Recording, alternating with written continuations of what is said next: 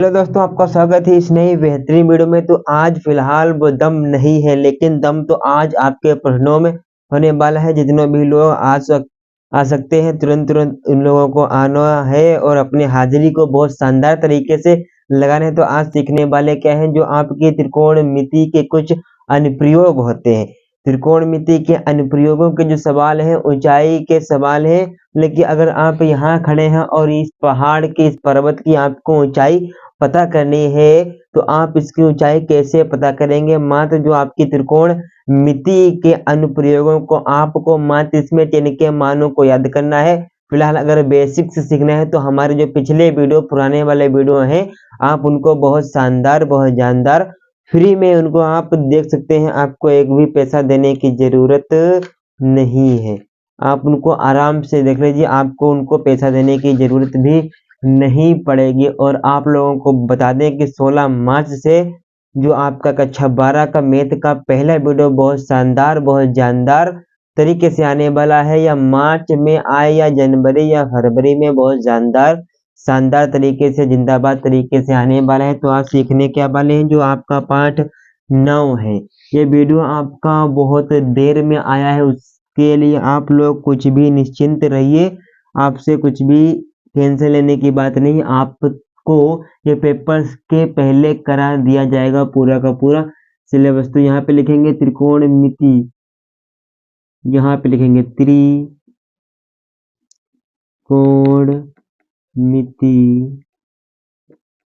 त्रिकोणमिति के यहाँ पे कुछ ही अनुप्रयोग आपको देखने मिलेंगे।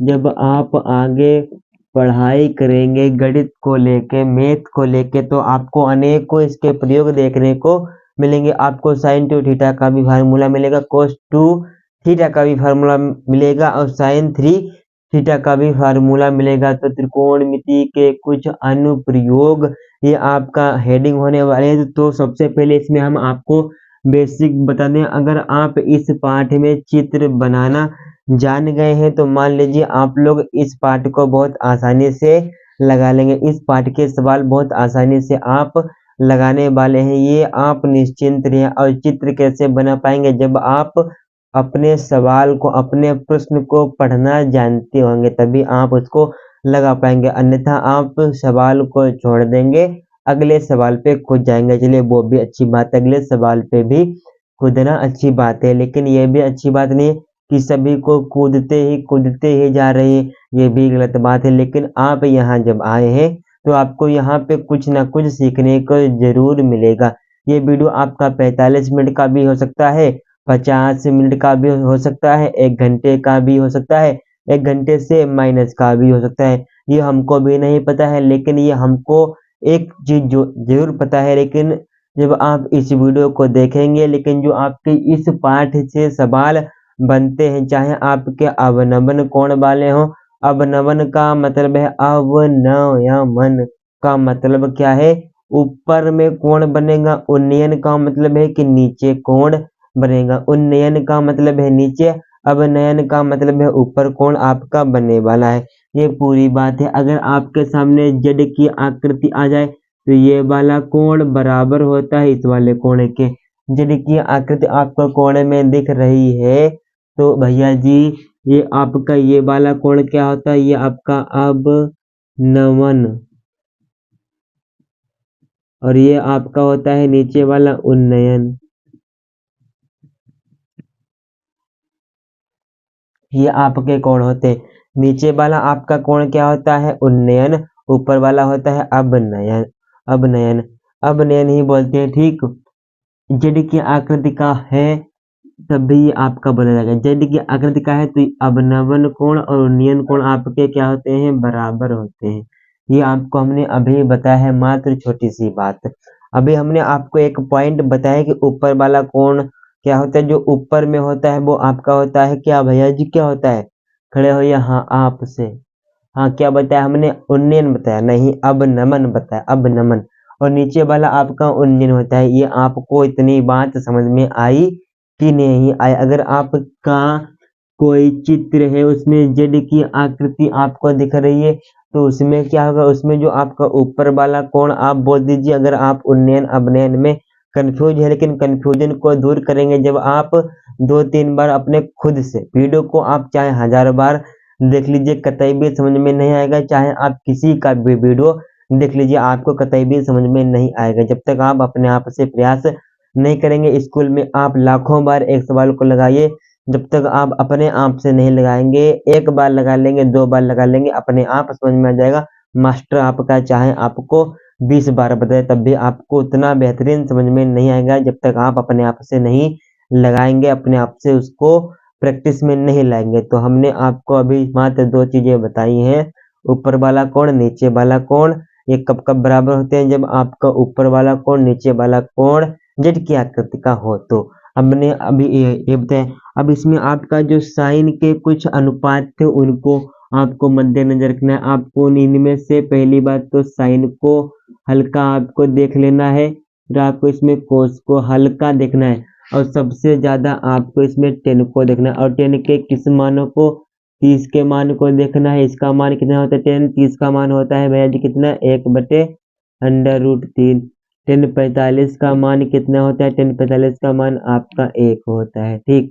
अब 10 60 का कितना मान होता है, 10 60 का मान आपका √3 होता है। इन 3 मानों को बहुत जानदार, बहुत शानदार, और आपको ये पता हो, लाल बटे कक्का वाली ट्रिक आपको पता हो, इतना आपको पता हो और हमारी गारंटी है। ये आपका 10 क्या हो जाएगा, 10 होता है आपका लंब बटे में क्या होता है, लंब बटे में ये आपका आधार, ठीक, लंब बटे में आधार। ये आपको बस इतना पता हो इस वाले चैप्टर में, और पूरी हमारी गारंटी है इन चैप्टरों के माध्यम से, चैप्टरों नहीं, इन कुछ ही चीजों के माध्यम से आप इस पाठ को बहुत आसानी से, बहुत शानदार तरीके से निपटाने वाले हैं, बहुत बढ़िया तरीके से। अगर पहली बार वीडियो पाए हैं तो आपको यहाँ पे लाइक करके जाना है, सब्सक्राइब कर देना है चैनल को, कमेंट में बताना है कि कैसा क्या लग रहा है। तो हम अब आपके सामने एक सवाल प्रस्तुत करने जा रहे हैं। हम ही सवाल यहाँ पे बनाने वाले हैं बहुत शानदार, बहुत जानदार तरीके से। फिर यहाँ पे आपके सामने पहला सवाल है कि पृथ्वी के समतल से, मतलब कि पृथ्वी के समतल से, पृथ्वी का समतल कैसा होता है, ये इस प्रकार का होता है। एक मीनार की लंबाई आपकी 4 मीटर है, ठीक, एक मीनार की लंबाई 4 मीटर है, तो उस समतल पे बनाया गया कोण 45 डिग्री है। तो समतल बिंदु और मीनार के बीच की दूरी कितनी होगी, ये आपका सवाल है। फिलहाल तो ये आपको अभी ऐसे समझ में नहीं आया होगा, हम यहाँ पे चित्र बना दे रहे हैं। तो यहाँ पे पृथ्वी के, ये आपका एक बिंदु है, एक बिंदु से मीनार की दूरी ज्ञात करना है। तो मान लीजिए ये आपका एक बिंदु है, मीनार, ये आपकी मीनार है, कुतुब मीनार की बात नहीं हो रही है यहाँ पे ये जो आपके घर पे मीनार है उसकी मीनार, ये आपकी कोई मान लीजिए मीनार है, ठीक।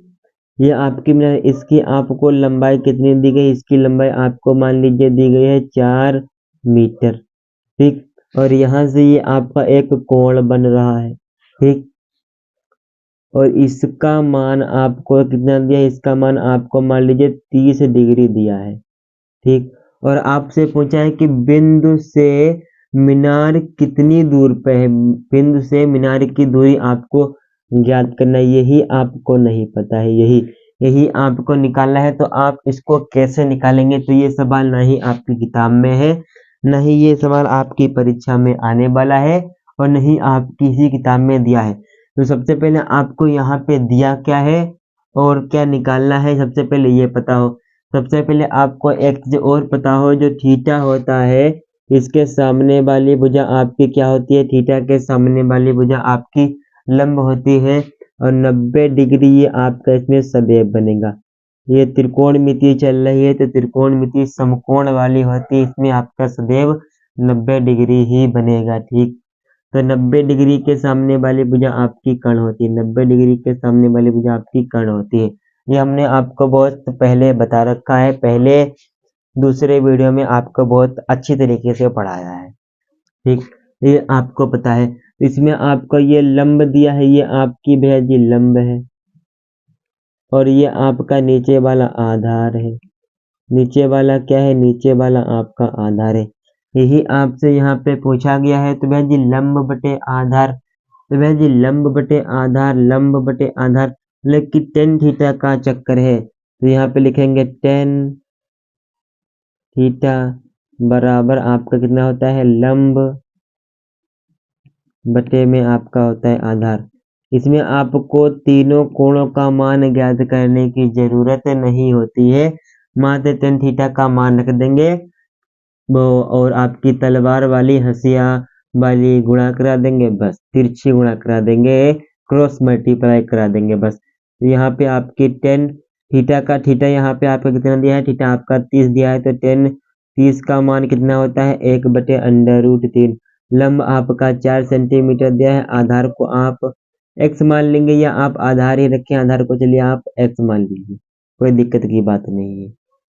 तो जब आप यहाँ पे कुछ मानेंगे तो आपको यहाँ पे लिखना पड़ता है सरकार, यहाँ पे क्या लिखना पड़ता है कि आधार बराबर x, तो ये आपको लिखना पड़ता है आधार कार्ड की बात नहीं, आधार बराबर x, ये आपको लिखना पड़ता है। ठीक, तो आधार बराबर x हमने मान लिया, चलिए वो भी अच्छी बात है। अब 1/√3, 1/√3 बराबर 4 बटे में x हो जाएगा। अब इनकी तिरछी गुणा करा देंगे तो क्या हो जाएगा? x बराबर 4√3 मीटर। इतनी ये भैया जी बिंदु से मीनार की दूरी है। इस प्रकार इन प्रश्नों को आप लगाने वाले हैं। ये पहला एक ट्रेलर था, सवाल किस प्रकार के पूछे जाते हैं अभी किताब से सवाल हम आपको यहाँ पे कराने वाले हैं। अभी तो आपको सिर्फ हल्का समझ में आया है, उससे कोई लेना देने की बात नहीं है। बहुत शानदार, बहुत जानदार, बस आपको अपना बेसिक कंप्लीट करना होगा और सब हम पे छोड़ दीजिए, सवाल आप अपने आप से बनाने लग जाएंगे। तो अब देखिए यहाँ पे सामने आपके लिए हमने आपका एनसीईआरटी का ही प्रश्न लिया है, जो आपका परीक्षा में पूछा जा चुका है। 19 में पूछा गया है और 21 में पूछा गया है और 23 में पूछा गया है।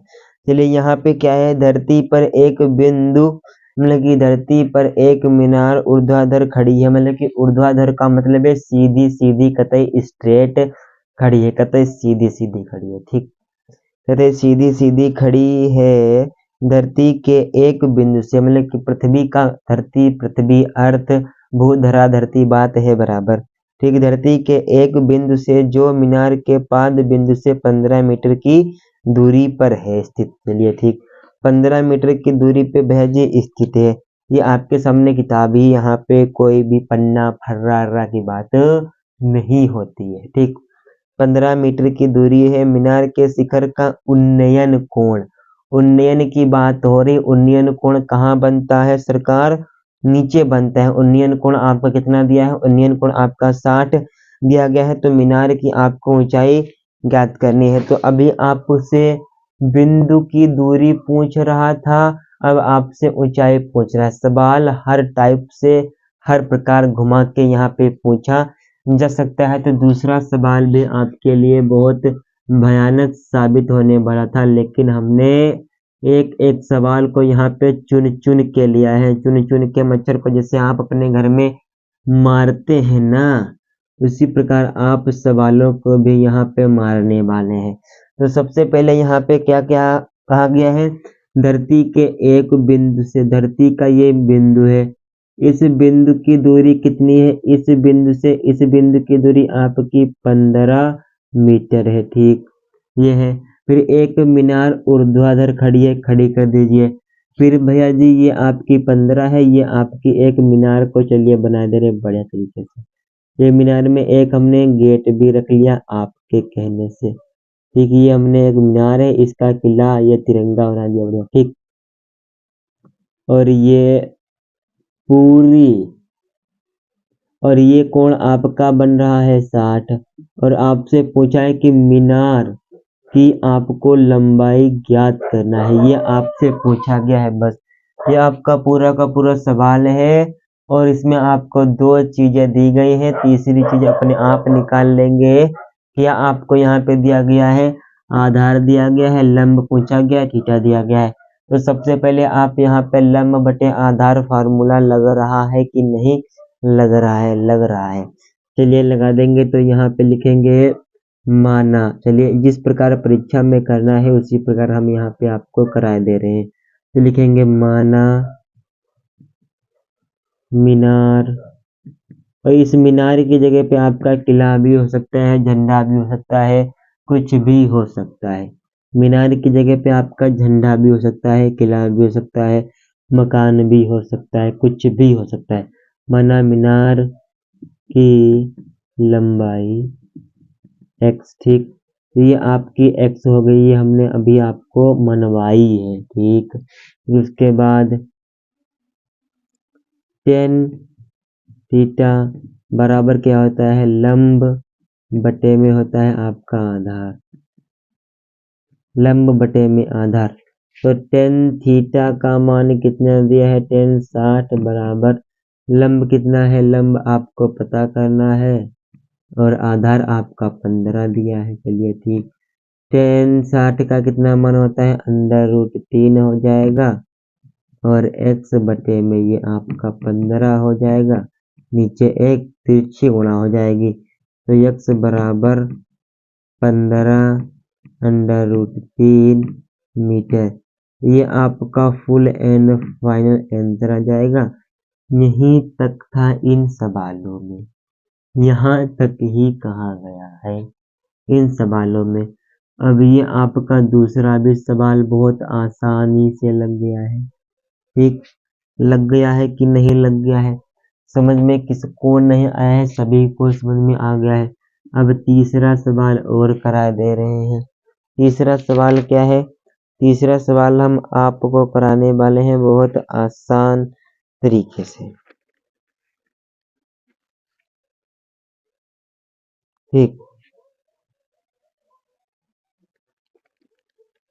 आसान तरीके से कराने वाले हैं। तो यहाँ पे आप सबसे पहले सरकार देख लेंगे, क्या देखेंगे, तो यहाँ पे कहा गया है 1.5 मीटर लंबी एक प्रेक्षक एक चिमनी से, मतलब कि 1.5 मीटर प्रेक्षक एक चिमनी से 28.5 मीटर की दूरी पर है, ठीक, अच्छी बात है। 28.5 मीटर की दूरी पर है, चलिए कोई बात नहीं। आंखों से चिमनी के शिखर का उन्नयन कोण 45 से चिमनी की आपको ऊंचाई ज्ञात करना है। तो सबसे पहले आपको यहाँ पे क्या क्या दिया है और क्या क्या नहीं दिया है ये भी आपको यहाँ पे पता होना चाहिए। तो चित्र ये आपका भैया जी एनसीईआरटी का सॉल्यूशन है, ये भी आपको चित्र यहाँ पे दिया है। चित्र क्या है, ये कोई सवाल, ठीक।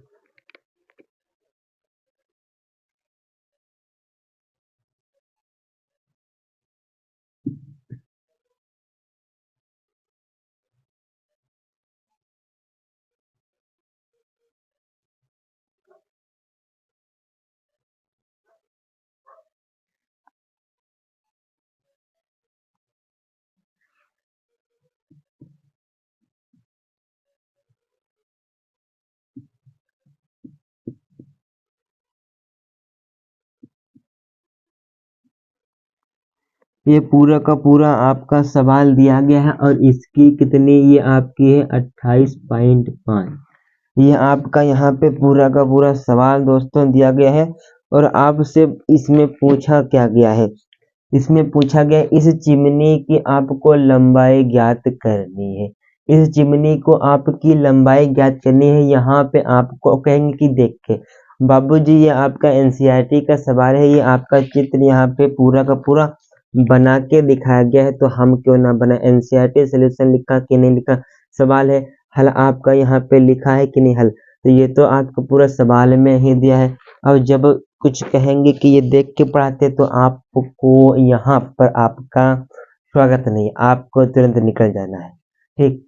तो अब आपको यहाँ पे दिमाग क्या लगाना है, इसका आंसर कोई बढ़िया बच्चा हो तो तुरंत बता देगा बिना पेन उठाए। और ये सवाल आपका 4 नंबर में 6 नंबर में आने वाला भी नहीं है, 1 नंबर में आएगा। कैसे दिमाग लगाने की बात है। चलिए पहले हम किताब को आपके सामने बंद कर दें। देखिए किताब आपके सामने पूरी बंद है और सब इधर इधर इसको फेंक दिया कि नहीं फेंक दिया अच्छी तरीके से। अब कहेंगे कि बाबूजी यहाँ पे हमको एक डाउट क्या है कि जो सी और बी और डी और ई है ये तो बाबूजी समांतर है, और आपने त्रिभुज में पढ़ा है कि समांतर होती हैं तो इनका रेखाएं समांतर है ये आपकी, तो इनका मान भी समांतर होगा, इनका आंसर भी सब बराबर आता है। हाँ तो लिख देंगे यहाँ पे किसी भी समांतर है डी ई के।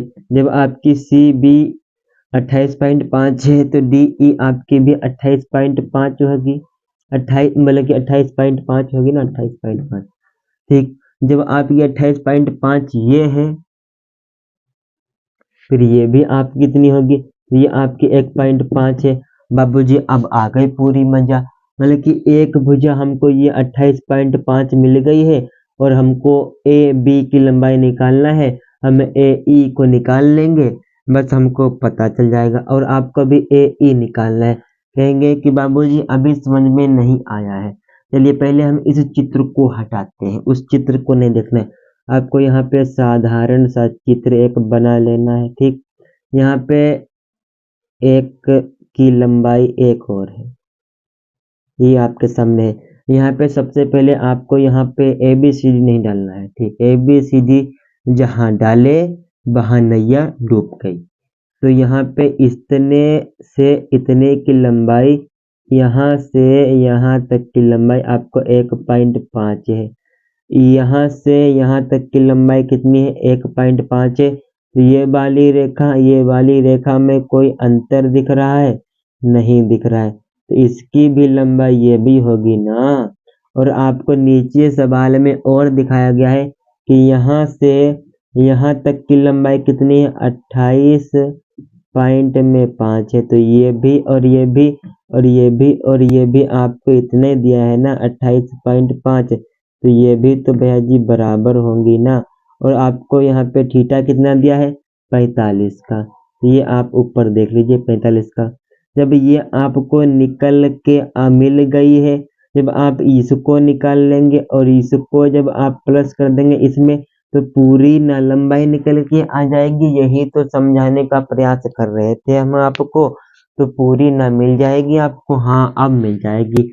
अब हम देख लेंगे सवाल को, चलिए देख लीजिए सवाल को, हम आप ही के लिए तो यहाँ पे रुके हैं। तो सबसे पहले आपको यहाँ पे आधार पता है, लंब नहीं पता है तो उसको भी पता कर लीजिए। लिखेंगे माना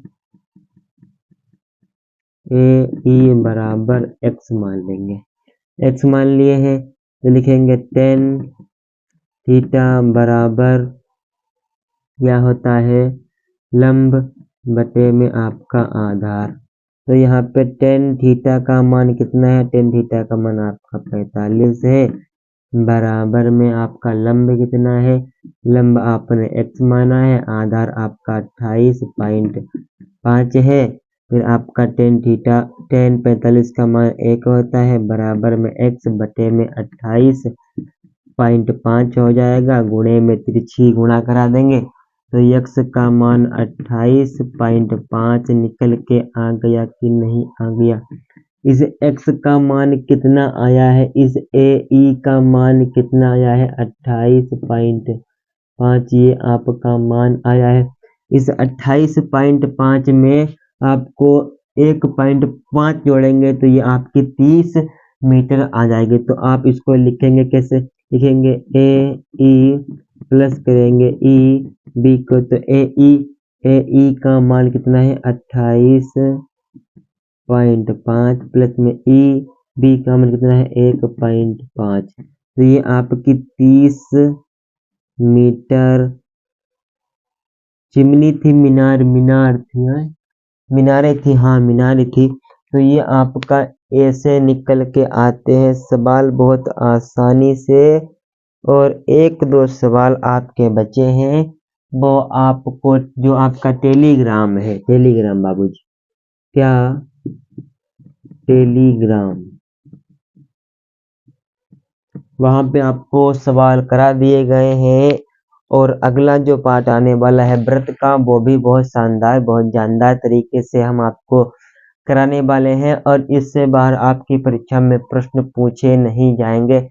हर प्रकार के प्रश्नों को हमने कराया है बहुत बढ़िया तरीके से। तब तक के लिए जय हिंद, जय भारत, वंदे मातरम।